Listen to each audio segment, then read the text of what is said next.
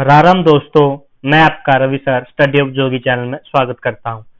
दोस्तों, आज हम बीए फर्स्ट ईयर के इम्पोर्टेंट क्वेश्चन के बारे में बात करेंगे, रेगुलर बच्चों के भी और जो पीसीपी यानी कि जो ओपन से कर रहे हैं, कोर्सपोंडेंट जिसको बोलते हैं, उनके लिए भी। तो पहले हम रेगुलर बच्चों के लिए करते हैं, इम्पोर्टेंट क्वेश्चन कौन से होंगे। मैं दोस्तों पहले ही बता दूं, ये आप इन क्वेश्चनों को कर कर पास जरूर हो जाएंगे, लेकिन ये नहीं कि आपके 80 से अबो या 70 से अबो नंबर आएंगे। यह इंपॉर्टेंट क्वेश्चन केवल आपके पास होने के लिए है, जिससे कि आप पास हो सकते हैं। उम्मीद ये भी हो सकती है, आशा रख सकते हैं कि जो इंपॉर्टेंट क्वेश्चन बताए जाए वो सारे के सारे आ जाए, अच्छे नंबर भी आ जाए। लेकिन मैं वीडियो में दावा नहीं करता कि ये जो क्वेश्चन मैं बताऊंगा वो सारे आएंगे। हाँ, इस बात की गारंटी रहेगी, इन क्वेश्चनों को कर कर आप पास आसानी से हो सकते हैं। तो ये बात जरूर ध्यान में रखना। रेगुलर बच्चों के लिए सबसे पहला क्वेश्चन है जो वो है, हर्ष के चरित्र तथा उपलब्धियों का वर्णन करें। पीसीपी वालों के बाद में बताएंगे, पहले ये बता रहे हैं, ध्यान रखना। दूसरा क्वेश्चन है, ह्यून-सांग कौन था, वह हर्ष के शासनकाल के बारे में क्या जानकारी देता है। तीसरा क्वेश्चन है, चोलों के प्रशासन व सांस्कृतिक उपलब्धियों का संक्षेप में वर्णन करें। फिर है नेक्स्ट, सामंतवाद क्या था, इसकी विशेषताएं क्या थी।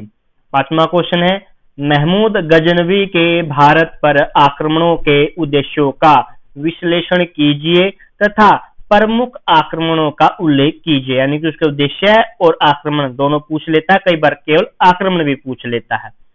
ठीक है। नेक्स्ट है, मोहम्मद गोरी कौन था, भारत पर उसके द्वारा आयोजित आक्रमणों पर प्रकाश डालिए। यानी कि गोरी के आक्रमण।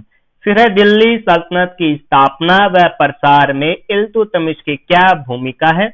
यह क्वेश्चन ऐसे भी पूछा जा सकता है, यह पूछा जा सकता है, इल्तुतमिश को दिल्ली सल्तनत का वास्तविक संस्थापक क्यों कहा जाता। दोनों का मतलब एक ही होगा, इल्तुतमिश के बारे में आपको लिखना है। नेक्स्ट है, बलबन की प्रधानमंत्री व शासक के रूप में क्या सफलताएं थी। या फिर इस क्वेश्चन को पूछा जा सकता है, बलबन की रक्त व लोहे की नीति क्या थी। इसमें आपको बलबन के बारे में ही लिखना है, दोनों में। फिर है, दिल्ली सल्तनत के पतन के क्या कारण थे, ये लिखना है। नेक्स्ट है फिर आपके लिए क्वेश्चन भाई, दिल्ली सल्तनत के प्रशासन की प्रमुख विशेषताएं क्या थी, ये है। या फिर ये ऐसे भी पूछा जा सकता है कि दिल्ली के सुल्तानों की प्रशासन व्यवस्था का वर्णन करो। कैसे भी आए, प्रशासन के बारे में लिखना है। फिर है, भक्ति आंदोलन से आप क्या समझते हैं और इसके उदय और विकास के क्या कारण थे। और ये ऐसे पूछा जा सकता है कि भक्ति आंदोलन की मुख्य विशेषताओं का वर्णन करें।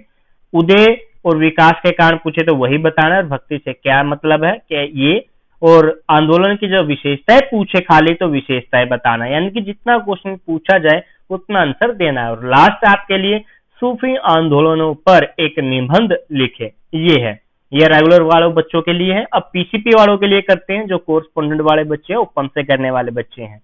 अब दोस्तों पीसीपी वाले बच्चों के लिए पहला क्वेश्चन है, क्योंकि इनका सिलेबस बहुत बड़ा होता है भाई, इसलिए क्वेश्चन थोड़े ज्यादा होंगे। क्योंकि इनका रेगुलर वालों की बात करें तो फर्स्ट ईयर और सेकंड ईयर को मिलाकर इनका जो सिलेबस है वो फर्स्ट ईयर के लिए है, तो ये ध्यान रखना है। इसके लिए इंपॉर्टेंट है, पहला, प्राचीन भारतीय इतिहास के स्रोतों का वर्णन कीजिए। फिर है, सिंधु घाटी सभ्यता की खोज, विस्तार एवं नगर योजना की विशेषता पर प्रकाश डालिए। या फिर ये ऐसे भी पूछा जा सकता है कि हड़प्पा सभ्यता और इसकी नगर योजना की मुख्य विशेषताओं का वर्णन कीजिए। दोनों कैसे पूछे जा सकते हैं, ये लिखना है आपको। फिर है, तीसरा, ऋग्वेदिक काल में लोगों का या फिर आर्यों का, एक ही मतलब होगा, राजनीतिक, सामाजिक, आर्थिक व धार्मिक जीवन का विवरण दीजिए, उसके बारे में बताना है। नेक्स्ट है फिर, महावीर स्वामी के जीवन और शिक्षाओं का वर्णन करें, ये है। नेक्स्ट है, महात्मा बुद्ध के जीवन और शिक्षाओं का वर्णन, यानी कि महावीर स्वामी और महात्मा बुद्ध दोनों के बारे में करना है। फिर है, मौर्य साम्राज्य के पतन के क्या कारण थे और अशोक इस पतन के लिए कहां तक उत्तरदायी था, ये है। नेक्स्ट है, मौर्य कालीन प्रशासनिक व्यवस्था का वर्णन करें। नेक्स्ट है फिर, समुद्रगुप्त को भारतीय नेपोलियन क्यों कहा जाता है, इस कथन की विवेचना करते हुए समुद्रगुप्त के विजयों की चर्चा कीजिए। यानी कि उसकी विजय बतानी है और उसे भारत का नेपोलियन क्यों कहा जाता है, ये। फिर है, गुप्त काल को भारतीय प्राचीन इतिहास का स्वर्ण युग कहना कहां तक उचित है, ये क्वेश्चन करना है। नेक्स्ट है फिर हर्ष के चरित्र तथा उपलब्धियों का वर्णन करें। नेक्स्ट है ह्यूनसांग कौन था, वह हर्ष के शासनकाल के बारे में क्या जानकारी देता है। नेक्स्ट है फिर सामंतवाद क्या था, इसकी विशेषता क्या थी, ये आपने देखा होगा, रेगुलर वालों के लिए भी था। दिल्ली सल्तनत की स्थापना व प्रसार में इल्तुतमिश की क्या भूमिका है, या इल्तुतमिश को दिल्ली सल्तनत का वास्तविक संस्थापक क्यों कहा जाता है, ये रेगुलर वालों को भी दिया था और आपके लिए भी है, पीसीपी वालों के लिए भी। नेक्स्ट है दिल्ली सल्तनत के पतन के क्या कारण थे। फिर नेक्स्ट है दिल्ली सल्तनत के प्रशासन की प्रमुख विशेषताएं क्या थी। और फिर है भक्ति आंदोलन से आप क्या समझते हैं, इसके उदय और विकास के क्या कारण थे, या भक्ति आंदोलन के मुख्य विशेषताओं का वर्णन कीजिए। लास्ट सूफी आंदोलन पर एक निबंध लिखिए। 17 क्वेश्चन बने आपके, क्योंकि सिलेबस बड़ा था कि इन क्वेश्चनों को करने से आप 100% पास हो जाओगे, इस बात की गारंटी जरूर है। अगर वीडियो दोस्तों अच्छी लगी है तो वीडियो को प्लीज लाइक शेयर और कमेंट करें, और हाँ, हमारे चैनल को सब्सक्राइब करना ना भूलें। धन्यवाद।